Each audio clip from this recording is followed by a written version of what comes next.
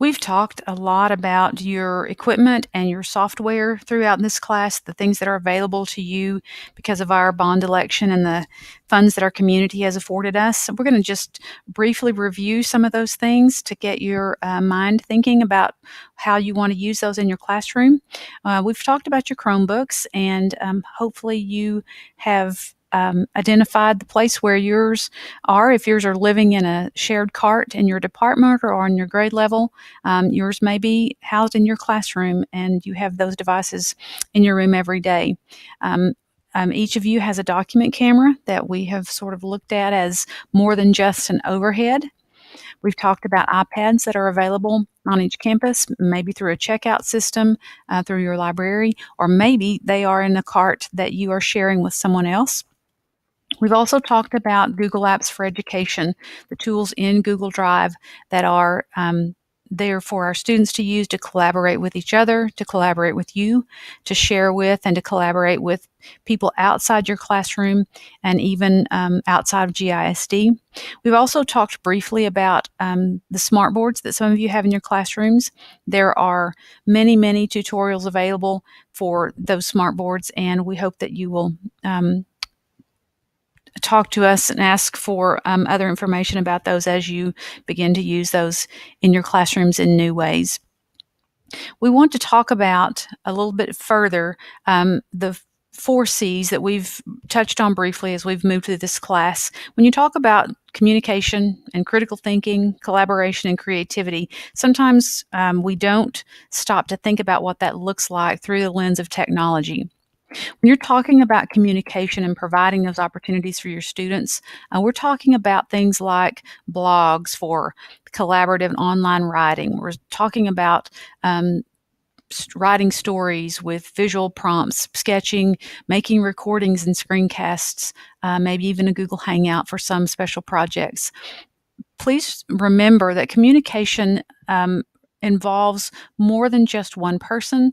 There should be a reflection about what's being discussed and the information being shared.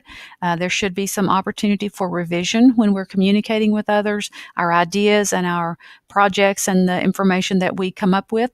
And there should be a time in there to assess communication and to figure out if it really is working and achieving the purpose that we intend.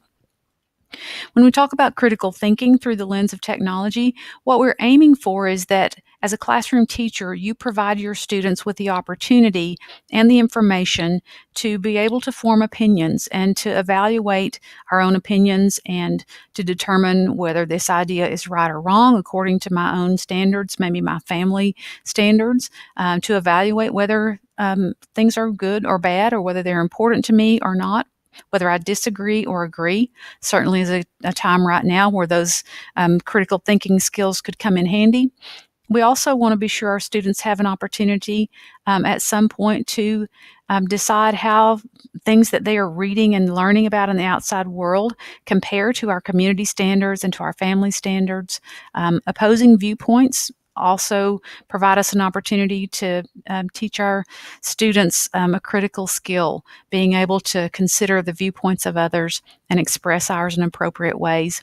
And technology just affords us the opportunity to do that and to connect us with resources to further and to develop those skills. Collaboration is at an all-time high in Granbury ISD, but we want to caution you about thinking that just because 2 students are logged into the same Google Doc, this does not necessarily constitute collaboration. Collaboration should come up with a product, something that we have compromised about, something that we have exchanged ideas about and that we've worked together, or I've added my input, you've added your input, and we've sort of come up with a representation of both of our ideas, both of our work, and to create something that we can be proud of.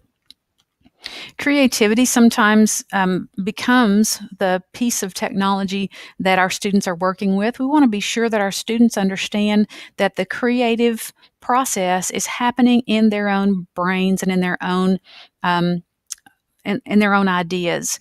They can express that creativity even more these days with the technology that's afforded them, but we want to be sure and emphasize that the creative piece here is the mind and the curiosity and the expressive thoughts of our students in our classrooms. So the task before us now is to ask ourselves how our students can make connections to communicate and collaborate in this technology-driven classroom in Granbury ISD. So you'll be returning to Google Classroom shortly to launch work to answer that driving question.